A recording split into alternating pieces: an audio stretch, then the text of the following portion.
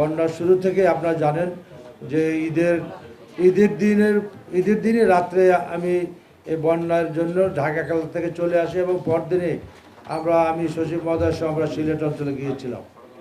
এরপরে আমরা সিলেট থেকে আস্তে আস্তে বন্যা আজকে বিভিন্ন জায়গায় ছড়িয়ে পড়ছে। তা আমরা এই বন্যা দুর্গত এলাকাকে কেন্দ্র করে কাজ করতেছি। আপনারা জানেন দুর্যোগ মন্ত্রণালয় সারা বছরেই বিভিন্ন দুর্যোগ নিয়ে কাজ করে।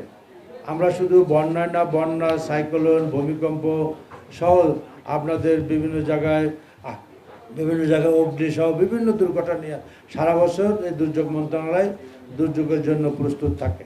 তারই অংশ হিসাবে বর্তমানে আমরা কাজ করতেছি। এই পর্যন্ত আমরা যে সাহায্যগুলি আমরা দিয়েছি সেটা আপনাদেরকে টোটাল আমরা আজ এই পর্যন্ত এই বর্তমান বন্যাকে কেন্দ্র করে আমরা 3,10,00,000 টাকা ক্যাশ দিয়েছি।